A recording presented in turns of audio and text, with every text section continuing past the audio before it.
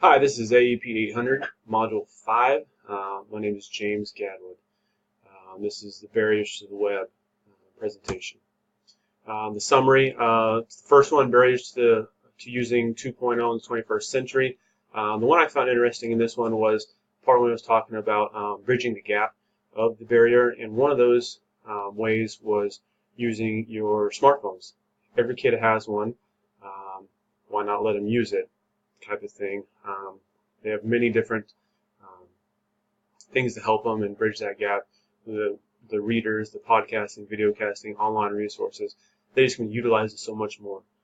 The 7 common barriers that obstruct tech adoption and education. Um, the one I saw that kind of stood out to me, they talked about is lack or no vision. Um, they embrace innovation but no plan to move forward. I thought was really interesting and really true. Um, then it kind of changes what the teacher's role should be, or should it? Not that one's still up in the air on how I'm thinking about that one. Um, the achievement gap, figuring out how to scale promising innovations, lack of the money to invest in the technology. I see that being a huge problem, especially with all the budget cuts within the schools. Then thinking beyond textbooks. Is it more beneficial to go with textbooks or ebooks? What is it? Um, Having a strong infrastructure in place, that's huge. The digital divide, a quarter of the nation without broadband. I found this one really interesting. I didn't realize so many people were without it. Maybe I'm living in a little bubble out here, but it just seems to me that a lot more people should have it, or maybe I'm just totally wrong. But matter of geography and income, the Obama called for a 25 megabit download speed, the minimum technical parameter on the broadband. I found that pretty interesting as well. Then the open educational resources. Um, Apparently, they've been giving us what they call bite-sized chunks. Lesson here, module here, that type of thing. Um, then the free material versus commercial base. Is it better to get that bite-sized chunks and free, or is it better just to go ahead and say, hey, we're going to bite the bullet here and go commercial base and buy the whole package? Still, everything's up in the air. Um, do you feel the digital divide can be resolved, and why or why not?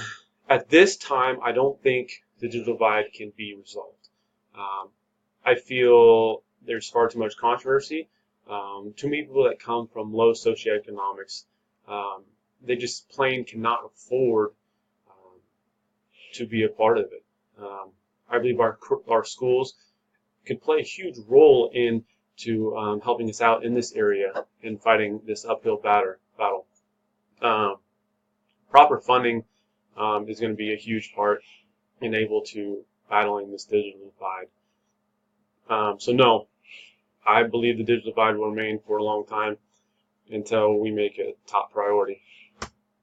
What skill sets do you feel 21st century students must acquire prior to graduation? Well, I'm going to start with the basics here, okay? And what I see is just a total lack of communication skills and organization skills. Back to the communication, though, a lot of that could stem from this technology that they were getting so into.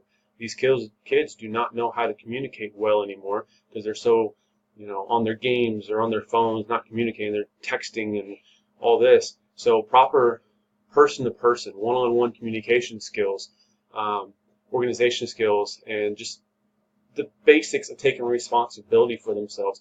Those are the things I think these students, these kids need to acquire before graduation. It's not this tech stuff because you can learn that, I believe. That's something that you can always go back to and learn. But the personability, I think we're losing a lot of personability when it comes to implementing all this technology. Then on top of that, I'll add for technology purposes required for graduation. I think it's the basic thing of just internet etiquette, just proper use of it, what to do, what not to do, just the etiquette of using the internet. What impact has the global economy had on your personal use of the internet? Um, Mainly from how I communicate. Um, a lot of my communication within the district is via email. I communicate with my administrator a lot through text. Um, as far as so how the goal for me, my personal use, not much. I think it's very effective to communicate through the email. What technology training do you still need to effectively integrate technology in your current position? As a PE teacher, what I'm going to need is I need more cost-effective and time-efficient ways to integrate the technology in my gym. The training part is easy to me. The question is, what is out there that is worthwhile for me as a PE teacher, weights teacher, that doesn't take away from my physical activity time? That doesn't take all this setup time, and we can just jump right into it.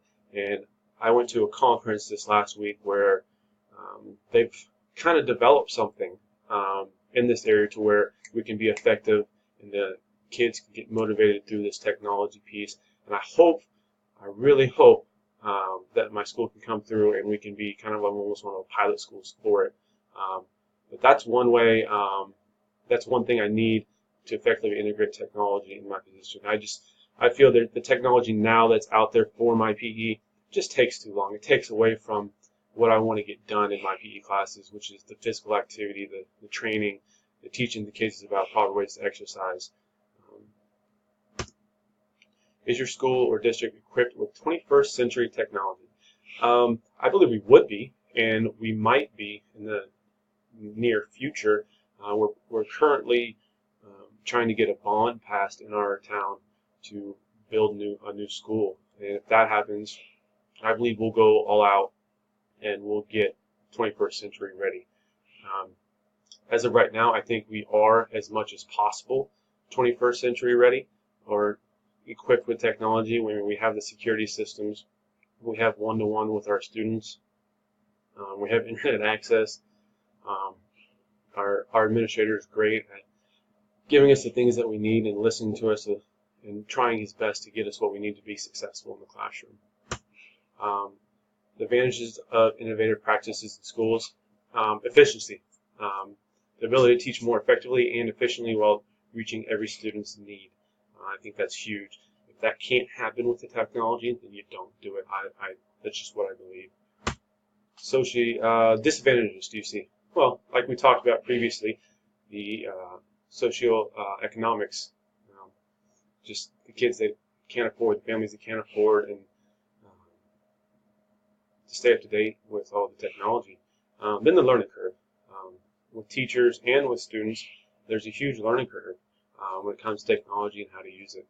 Have you experienced problems with the cyberbullying or any inappropriate internet use with students?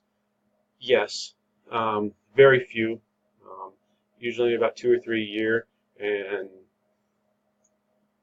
some of them are bad, semi-bad. I can't go into detail about them, but not very many. A lot of them, the majority, I would say 90% of them, they utilize it the right way. They do it the right way. Now, I say that, and then I'm thinking, every time I walk around in one of my health classes, they're playing their little games or whatever, and I got to get back on task. But I think that's a problem, is the whole gaming deal. They just want to play games all the time. But that can be combated just by, teacher proximity and making sure they're staying on task. You can nip that in the rear pretty quickly. But like I said, yes, very few. It's going down, I think, where we're at. So that's my presentation. Thank you. Have a good day.